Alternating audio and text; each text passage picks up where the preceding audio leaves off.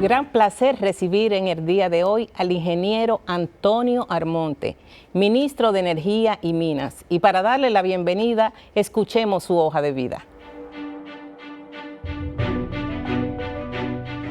El ingeniero Antonio Armonte es licenciado en Física y Matemáticas con maestría en Física Nuclear en la Universidad de Surrey, Gran Bretaña, e Ingeniería Nuclear en el Instituto de Estudios Nucleares Madrid, España.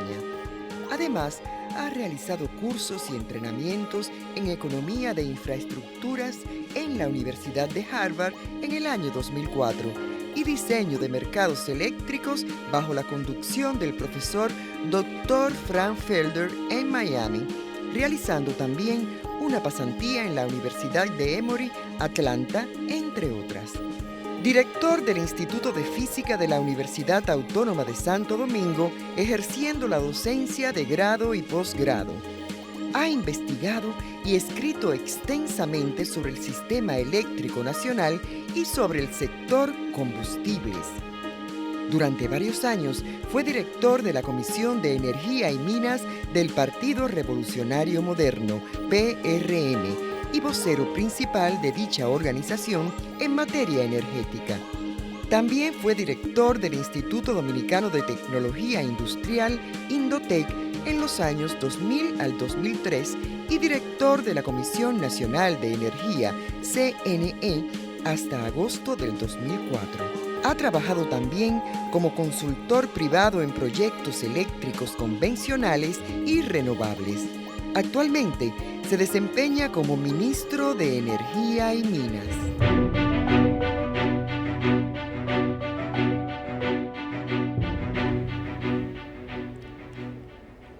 Bienvenido, ministro, a esta serie de reportes especiales. ¿Cómo se encuentra? Muy bien. Y ahora mejor escuchándote y hablando contigo, Clara. A tus órdenes aquí. Es un placer, además, estar en este programa, en este canal. Y bueno, en compañía, aunque sea un poco a distancia, de mi gran amigo Nelson Marte. Sí, aquí está. Sí. Ministro, a su llegada, al filo de un año ya que va a cumplir, al ministerio el sector eléctrico se encontraba con grandes distorsiones, deuda, un pacto eléctrico sobre todo sin firmar.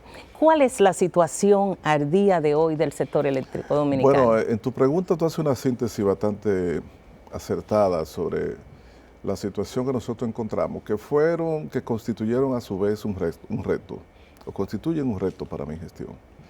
Yo te puedo hacer un resumen que esos retos, esas situaciones un poco problemáticas que encontramos, son las siguientes. En primer lugar, una grave crisis en términos financieros y de gestión de las empresas distribuidoras, que se expresó en unos niveles muy elevados de pérdida de las empresas distribuidoras, en una gestión que recibía subsidios del sector del gobierno central entre 900 y 1.000 millones de dólares al año.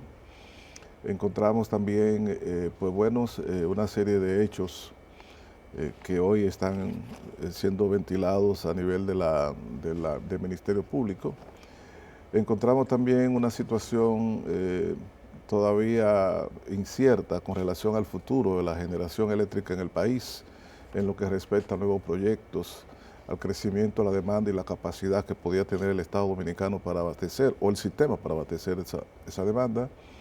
El tema de Punta Catalina, completamente inconcluso el proyecto de Punta Catalina.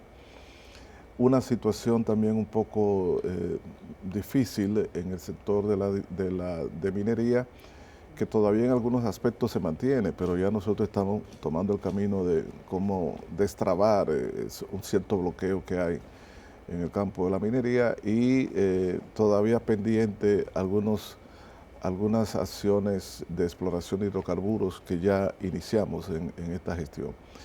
Esa y otras son los retos. El tema de la transformación institucional vía la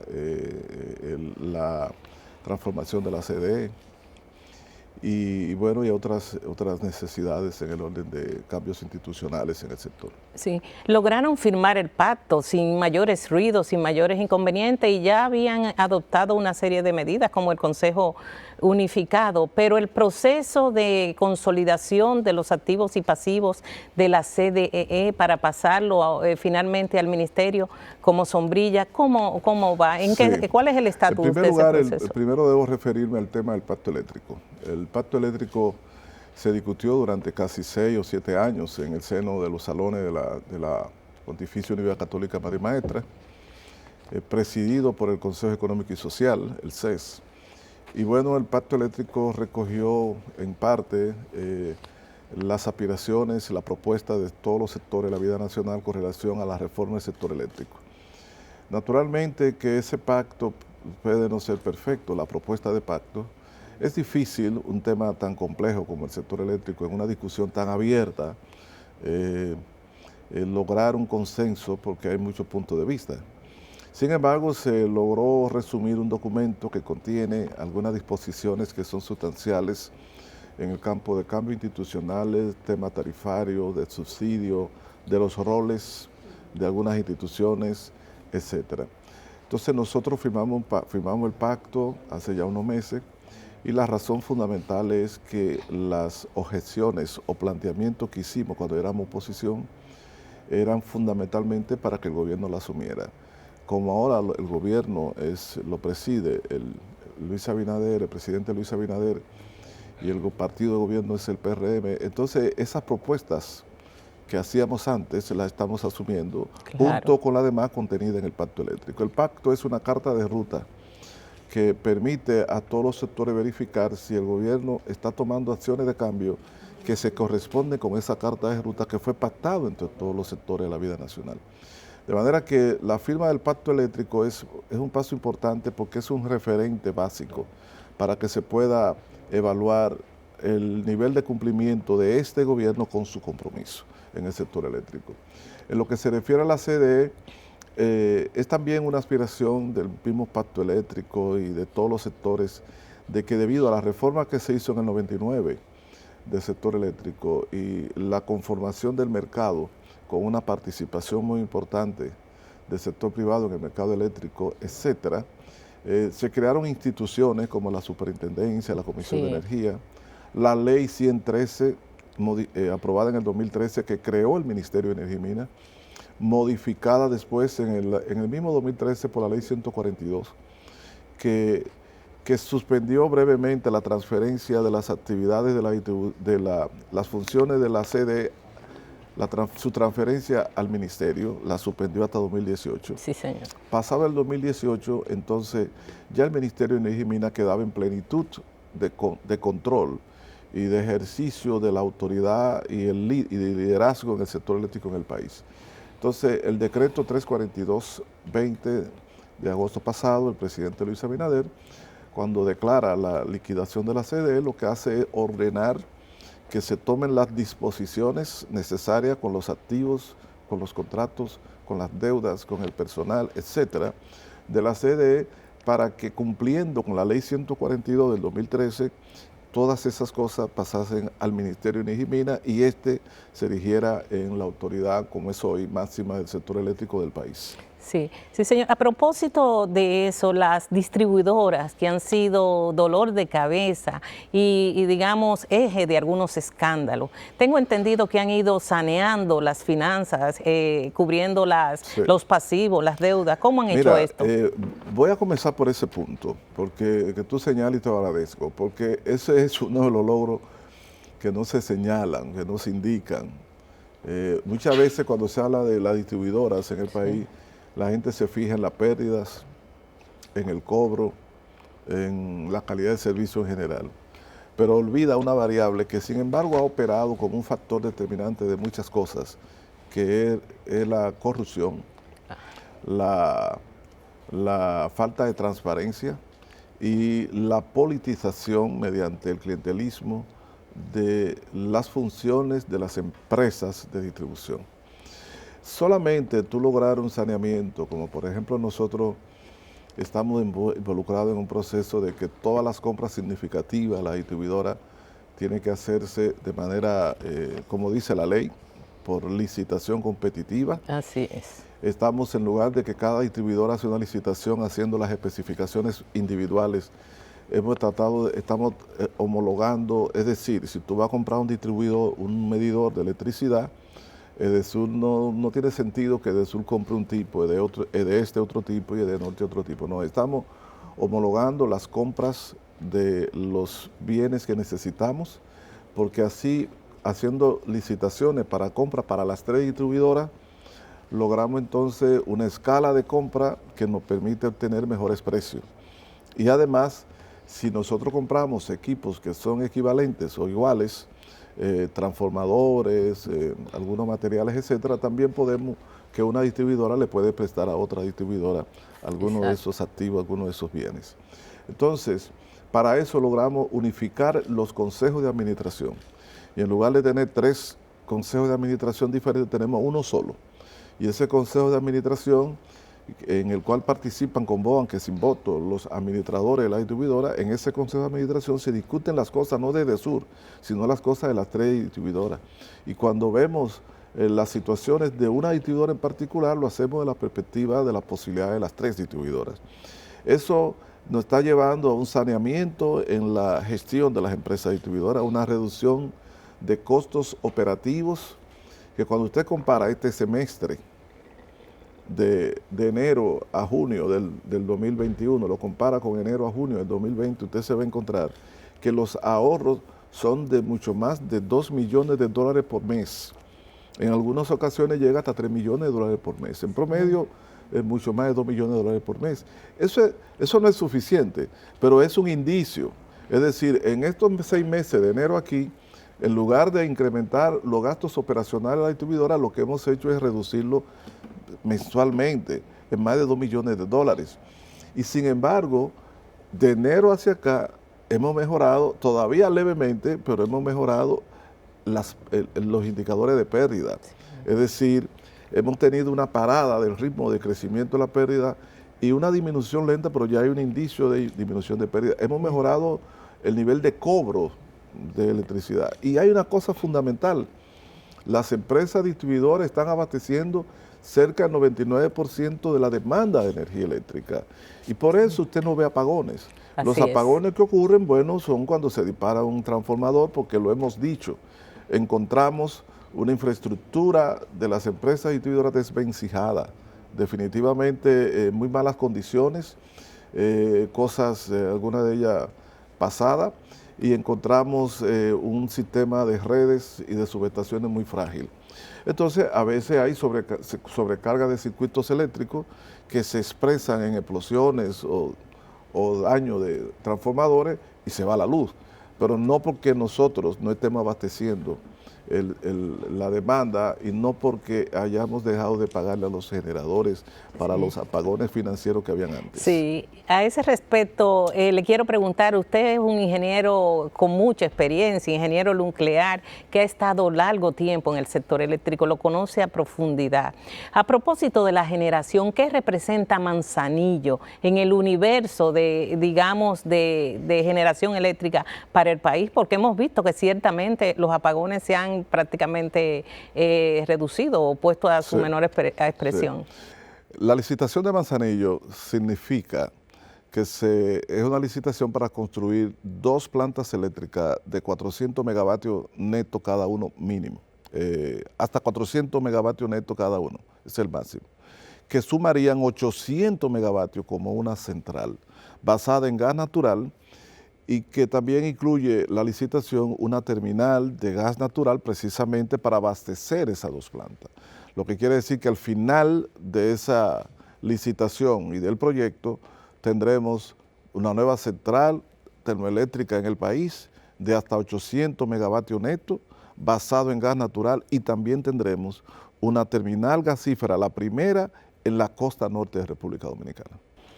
Es decir, nosotros tendríamos dentro de un tiempo esa 800 megavatios netos, esa nueva terminal gasífera, sin que el Estado Dominicano haya invertido un solo centavo, porque va a ser una inversión del sector privado mediante un concurso, esa licitación, y lo único que va a hacer el Estado es comprarle la energía que produzcan basado en contratos de largo plazo, que se firmarían con las empresas distribuidoras. Y ese es un modelo, es el modelo ideal, ese es el modelo óptimo. Eso fue lo que nosotros planteamos que debió ser Punta Catalina. Sí. El gobierno dominicano no tenía que involucrarse en una inversión y en una deuda de más de 3.000 millones de dólares, la inversión, para la construcción de una central que podía hacerlo perfectamente el sector privado con su capital, asumiendo sus riesgos y sus costos. Y el Estado dominicano, a través de la distribuidora, comprar la energía que le va a servir a la sociedad. Eso es lo que estamos haciendo en Manzanillo. Es más, la licitación de Manzanillo y la central que se va a instalar es más grande que la de Punta Catalina. Sin la inversión de un centavo, los empresarios harán sus inversiones de acuerdo a las especificaciones técnicas nuestras, de acuerdo a la localización que hemos determinado, el tamaño de la planta, y nosotros entonces le compramos el producto que generen, que en este caso es la electricidad. Sí. Esa es la propuesta. Pero le quiero hacer una pregunta. La energía es un bien público apreciado por todos los ciudadanos. Ya en las sociedades modernas, como bien usted dice, la movilidad, ya nadie pone lámpara. ¿Y cómo se va a manejar? Es casi un derecho fundamental. Sí, diría yo que sí, que es un derecho fundamental. Pero entonces, ¿cómo se controla esa línea tan delgada entre una empresa que sirve un servicio público en manos del sector privado? Bueno, porque fíjese una cosa, las empresas generadoras van a producir electricidad. Ahora, quien la va a distribuir son las empresas distribuidoras. Y el Estado, a través de la Superintendencia de Electricidad, establece una serie de criterios basado en la ley 125.01, basado en el reglamento de esa ley. Establece una serie de criterios para definir la tarifa o precio de venta del kilovatio hora al ciudadano. Una referencia, digamos. Bueno, en este caso no es una referencia. Mediante resoluciones de la Superintendencia de Electricidad cada cierto tiempo, se establecen las tarifas. Ahora, ¿cómo se establece esa tarifa? Esa tarifa se establece debe establecerse, porque aquí todavía hemos tenido algunos retrasos en ese aspecto, pero generalmente como se establece es basada en un estudio especial que lleva meses, que realiza una firma independiente experta, generalmente contratada mediante licitación, y ese estudio determina cuáles son los costos operacionales y el precio a que debe venderse al consumidor de diferente tipo la energía eléctrica, para garantizar que el ciudadano tenga acceso a un servicio a un costo razonable, y en segundo lugar, que las empresas distribuidoras y las generadoras tengan unos ingresos que le permitan seguir produciendo y subsistiendo.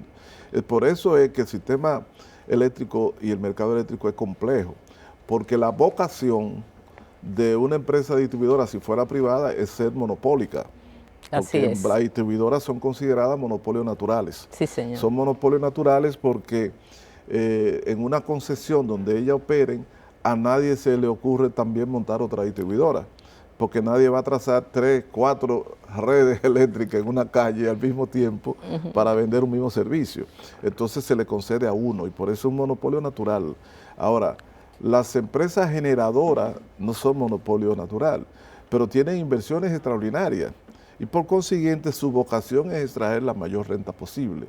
Tiene que ser un órgano regulador fuerte, como en este caso la Superintendencia y el Estado, que establece los límites de actuación. La regulación y la estructuración de un mercado eléctrico es compleja, requiere mucha fortaleza técnica y mucha fortaleza política. Así mismo es. Ingeniero, nosotros tuvimos el privilegio de nacer en una tierra rica en recursos naturales. Y muy bella. No, sobre todo eso.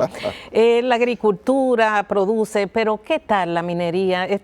Antes no se hablaba de minería, y sobre todo minería sostenible, responsable. Sí. ¿Cómo va ese sector? Ese es muy importante. Fíjate que el ministerio es un pájaro con dos alas. Una ala es la eléctrica y la otra es el sector de minería. Y es bueno que, tu pregunta es importante, Clara, porque es bueno que el pueblo dominicano, la sociedad dominicana vaya prestándole atención y aprendiendo acerca de toda la potencial que tiene de desarrollo económico, de empleo industrial, la actividad minera. Y cuando yo digo todo es potencial económica, empleo, industrial, es porque Te pongo un ejemplo. Las grandes mineras dominicanas son 2 o 3. La que fue la Falconbridge, que todavía funciona, produce, aunque no exactamente al mismo ritmo que tuvo años atrás. Hemos tenido la experiencia ya pasada con la Rosario y tenemos una gran experiencia hoy con la Barrick Gold. Cuando tú analizas, si haces una investigación, te das cuenta que ha tenido impacto económico. Así es. Ha tenido impacto de miles de empleos, como es el caso de la Barrick Gold hoy, y además son empresas que compran muchos bienes y servicios que se venden en empresas pequeñas, medianas y grandes en el país, o sea, locales. Lo que quiere decir que una gran parte de sus miles de millones de dólares en inversión pues se consumen en República Dominicana, generando una especie de encadenamiento productivo que se expresa en creación de empleo y en el desarrollo de nuevas líneas de servicio y de producción. Entonces, es un impacto múltiple. Naturalmente, la sociedad también conoce que muchas empresas mineras tienen impacto negativo a nivel de depredación del medio ambiente, dejando a veces pasivos ambientales que no se remedian, y también en algunas ocasiones tienen impacto a nivel de desarticulación de comunidades y sociedad. Entonces, el reto que tiene la sociedad dominicana es cómo aprovecha una mina de oro, otra mina de oro, otra mina de oro, sí, una mina de bauxita, una mina de larimar, una mina de caliza, carbonato de calcio, plata, zinc, toda esa riqueza mineral que existe bajo el subsuelo. ¿Cómo la aprovecha para que la población pueda elevar su calidad de vida sin generar impactos irremediables e irresponsables en el medio ambiente? Es decir, ese equilibrio. Y yo siempre pongo como ejemplo, si usted ve el que conoció la costa del este antes del boom del turismo, digamos usted en los años 70 y principios de los 80, y la ve hoy, se da cuenta que son muy diferentes.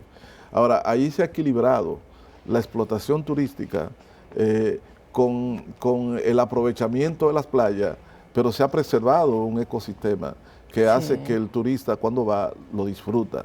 Entonces no fue que se negaron a la explotación turística, sino que se encontró un equilibrio en Punta Cana, en Bávaro, un equilibrio entre la invasión en la naturaleza para construir lugares de turismo, pero también la preservación del ecosistema. Entonces, en el caso de la minería es igual. De lo que se trata es de utilizar la tecnología, la ingeniería hoy ya desarrollada y la ciencia para explotar los yacimientos mineros, la mina de oro, el yacimiento de petróleo, de gas natural, lo que sea, extraer los beneficios y preservar el medio ambiente y los derechos de los ciudadanos. Ese es el tema. Lo otro es oponerse radical y de manera prejuiciada a la actividad minera, que sería pues condenar a que gente viva en condiciones de miseria, pero caminando sobre mina de oro. Entonces eso no es inteligente. Y yo digo, citado, por ejemplo, nada más hay que revisar la historia reciente de países con gobiernos que tuvieron muy progresistas, llamados de izquierda, como es el caso de Rafael Correa en Ecuador, y usted encontrará que según las investigaciones de la propia CEPAL, durante el periodo de Rafael Correa, la exportación minera y la inversión extranjera en minería en Ecuador alcanzó niveles que no había conocido antes. Y el periodo de mayor crecimiento de la exportación de minerales de Bolivia en su historia lo tuvo durante los años de gobierno de Evo Morales. Es decir, ni Evo Morales, ni Lula en Brasil, ni Correa en Ecuador, ni Chávez en Venezuela enterraron y se desentendieron ni de los yacimientos de hidrocarburos ni de la mina. Lo contrario, la explotaron más, pero trataron de preservar los derechos de los ciudadanos y el medio ambiente. República Dominicana y el gobierno de Luis Abinader está comprometido con fortalecer el marco normativo de la minería, estimular la industria minera, pero al mismo tiempo que esa industria minera sea responsable y sostenible desde el punto de vista social y medioambiental. Precisamente está Apache, y junto con Apache un proceso de investigación. Quiero saber lo que piensa el ministro a un año de gobierno, si verdaderamente en el sector eléctrico hay un cambio. Sí, muchas gracias, pero tú mencionaste Apache. Sí, y yo no sé. Tenemos el tiempo. Yo no sé si tú estás muy tan informada, pero justo ayer se aprobó en el Senado el contrato de exploración y explotación de hidrocarburos, petróleo y gas natural en San Pedro de Macorís, firmado por este gobierno en sus primeros meses con la gran corporación de hidrocarburos norteamericana llamada Apache, que hoy se denomina APA. Ayer ya se había aprobado hace unos meses el contrato en la Cámara de Diputados y ayer se aprobó en el Senado, de manera que ya tenemos definitivamente en desarrollo ese contrato que hace que la empresa Apache Corporation haga una exploración en una de las cuencas indicadas como con mayor potencial hidrocarburo, que es la cuenca de San Pedro de Macorís. Pero es una gran primicia. Es una gran noticia. Sí, es una gran noticia. Usted ha introducido una gran noticia. Bueno, sí. Y cuénteme entonces, ¿cómo percibe el sector eléctrico a un año de gobierno? Lo que dicen los inversionistas y lo que dicen muchos ciudadanos, observadores, desprejuiciados de posiciones políticas, es primero que el sector eléctrico hoy luce mucho más estable en cuanto al abastecimiento del servicio. Hay más energía eléctrica disponible, la gente está... Eso. En segundo lugar, que hay un esfuerzo evidente en mejorar la gestión de las empresas distribuidoras, que está muy distante del óptimo, pero hay un camino hacia allá. Una hoja de ruta. Indicadores. Tercero, que ha caído muy bien la noticia de que la entrega de dinero como subsidio por el déficit del sector eléctrico en el país, este año va a ser mucho menor que en los años anteriores. En el año 2019 fue de 109.040 millones de dólares. En el año 2020 fue de 71.100 millones de dólares. Y ahora en el 2021, en nuestro gobierno pleno, al mes de julio, solamente llevamos como subsidios recibidos 16.820 millones de dólares, lo que augura que posiblemente nosotros vamos a terminar este año con un subsidio que podría estar por debajo del 40.000 millones, y eso no es para uno hacer una fiesta, pero cuando tú lo comparas con 71.000 y lo comparas con 109.000, hay que celebrar de que vamos en camino a una reducción de ese subsidio, porque es un compromiso del gobierno de Luis Abinader, que en esta gestión llevar tan bajo como se pueda, casi a cero, ese otorgamiento de subsidio. En tercer lugar, Clara, quiero citar que hay un gran esfuerzo de saneamiento, de transparencia, de honestidad, de cero corrupción en la gestión del sector eléctrico. Un gran esfuerzo. Queremos decir que somos seres humanos y que las empresas de distribución, las empresas de generación, el gobierno, está conformado por personas que también tienen sus intereses. Lo fundamental en este caso es que la línea del Ministerio de Energía y Minas y la línea del presidente de la República es cero tolerancia a la corrupción en el sector eléctrico. Lo que quiere decir que alguien se puede equivocar. Ahora, si se descubre que se equivocó, ¿sabe cuáles son las consecuencias? Sí, así es. Bueno, ingeniero, muchísimas gracias por haber accedido a nuestra invitación. A ustedes, gracias por su amable compañía en esta serie de reportes especiales que hoy contó con la presencia del ingeniero Antonio Almonte, ministro de Energía y Minas. Muchas gracias.